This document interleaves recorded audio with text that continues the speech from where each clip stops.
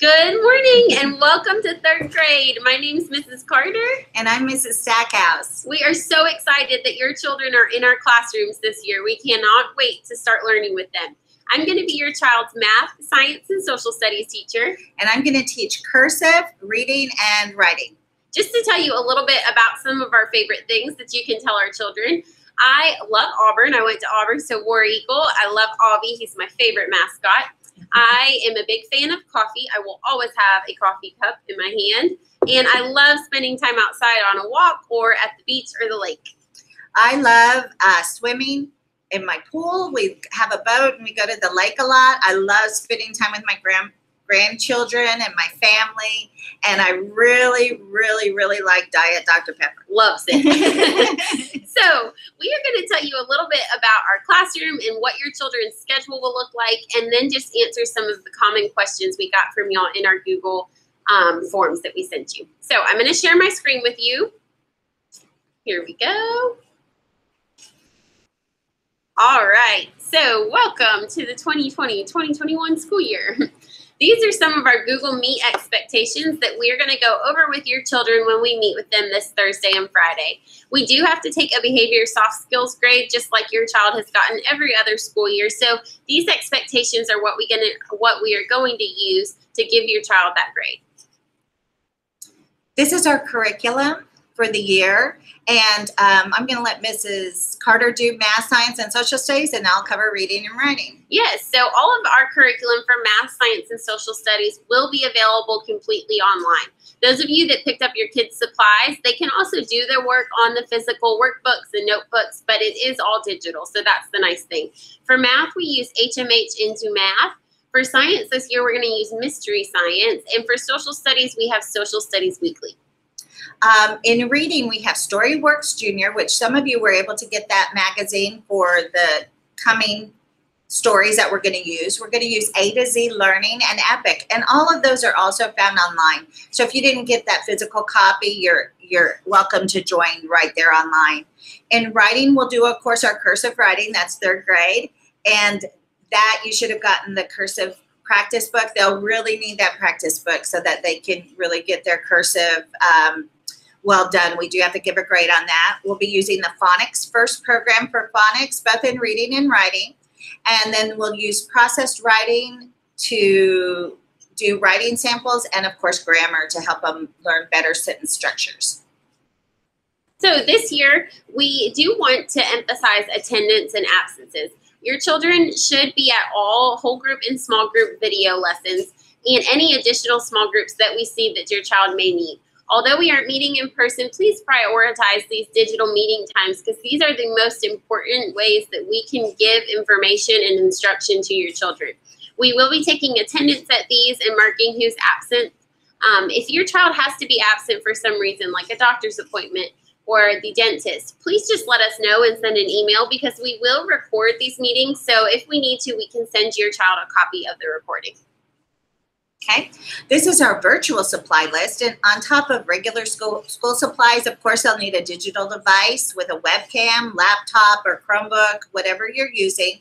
Make sure it has the camera. They may want headphones just to avoid distractions at home and also just to hear us better. They can use wide ruled paper. Make sure it's wide ruled. It's just easier for third graders to manipulate that, or composition notebooks. And we really like to do the writing in the notebook so they can keep track of their writing.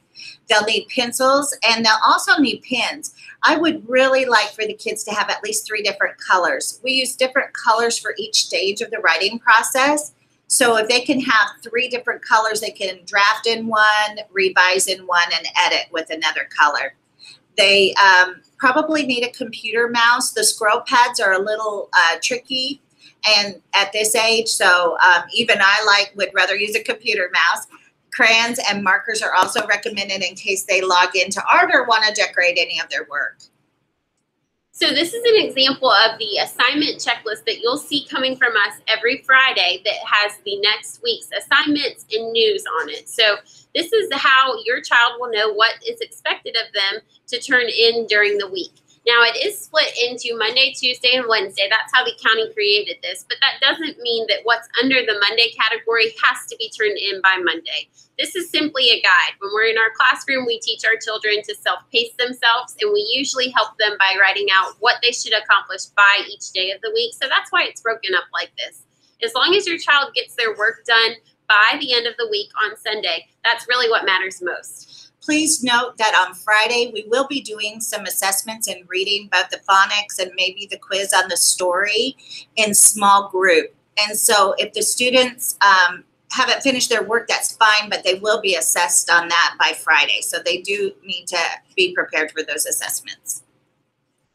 All right, if you don't hear anything else today, this is the most important slide. This is the slide that has the class codes for my Google Classroom page and Miss Stackhouse's. Our Google Classroom pages are going to be the most important thing we use all year long. This is how we give assignments to the children, how they submit assignments to us, and how we grade and give them feedback. So please, between now and Thursday, have your child go onto their digital device and find the Clever app. Once they're in the Clever app, they will see the Google Classroom app within it. They should go in there and join both my classroom and Mrs. Stackhouse's using our class codes. These are join codes. We'll send these out to you in an email as well, but they're also right here in case y'all need those. So we are going to go through a few questions. The most important question we got was about the schedule. So this is an example of what a child in my homeroom's schedule would look like. So my schedule will look a little different than Miss Stackhouse's. So you have to make sure that you follow the one that is for the homeroom that your child's in. On Mondays and Thursdays, we're going to have whole group learning days, which means in the morning from 8 to 9, I will have a math whole group lesson. Then Miss Stackhouse will teach a reading whole group lesson from 9:30 to 10:30. From 11 to 11:30, I will teach a science and social studies whole group lesson.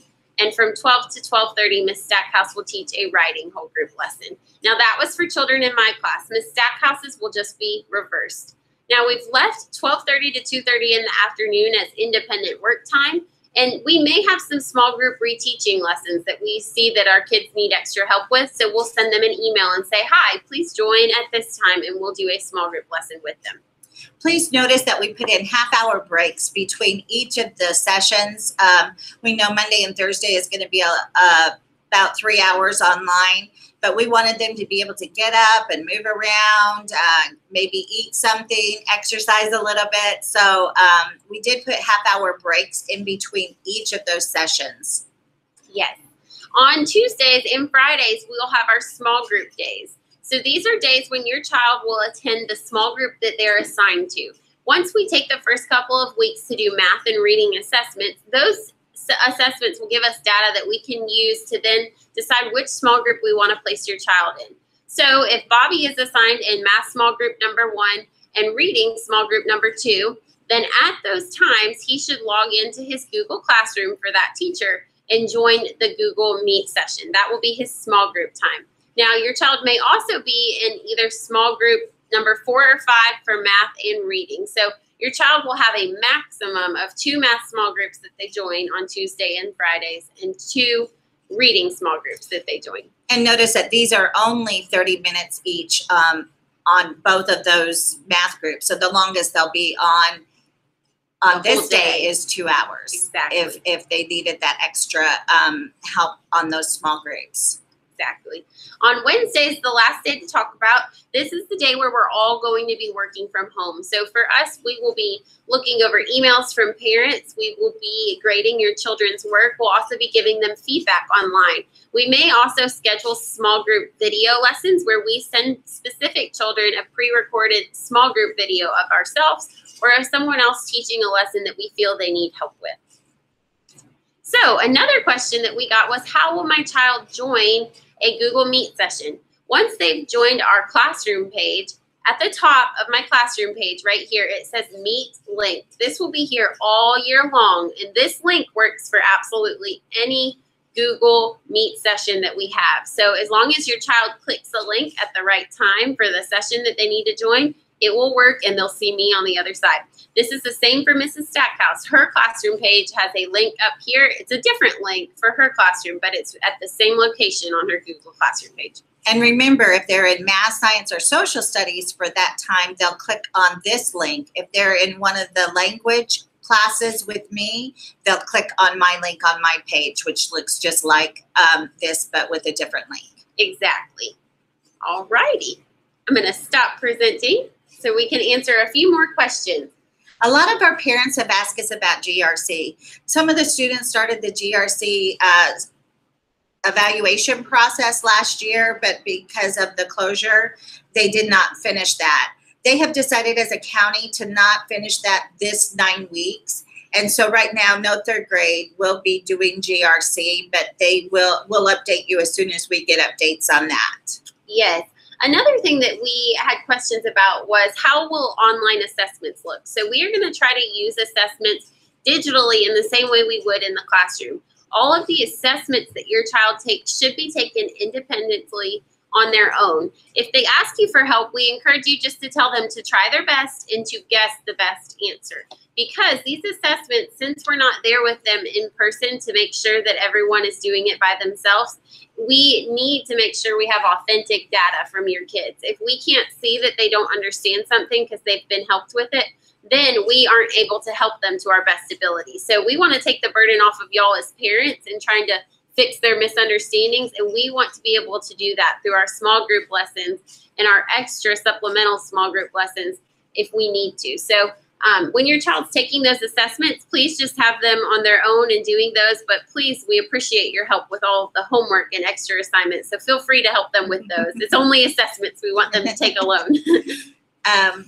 We will also have help video tab in our classroom that we try to make videos not for an assignment, but just how to get to an assignment, how to fill out the form, how to turn it in, and where they can look for online messages that they've completed.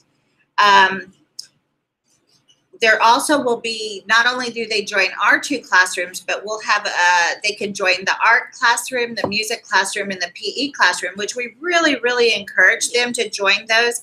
They have really good ideas that they're trying to really help our virtual learners. And we'll give you those class codes to join the art, music, and PE as soon as those become available, as well as library. Yes. I think library also has it. Very good.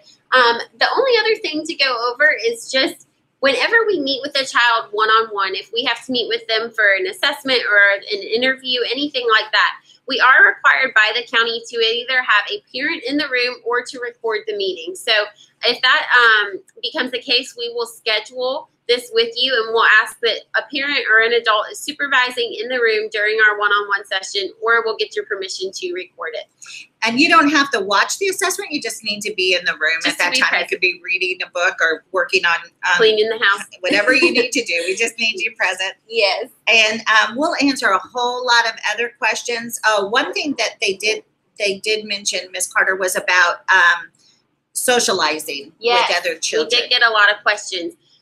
We won't be able to provide opportunities for your kids to join smaller groups just for socialization. We are going to have small groups available during our lessons for kids to engage in academic conversations. But if your kids are wanting to meet up with their friends in our class digitally or online, we do encourage you to go on Skype or Zoom, some other platform that's not using their Shelby County email. And you as a parent can set up any type of digital interaction that you would like with kids and their friends in our classrooms. We aren't allowed to as teachers, but we encourage you to do so because we know it is important that kids get to socialize with their peers.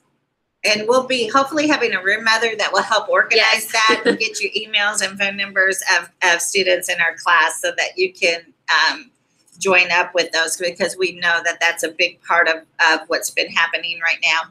Any other questions we'll try to cover at Parent Academy as far as our actual grading and those kind of things. But we just wanted to put your mind at ease a little bit. And we want to make sure our goal is that by Thursday morning, every student can get into the classroom and go to the Google Meet. That's what we're trying to do as far as our goals this week. And so we'll send you information that has their login for Google Clever in case they've forgotten that.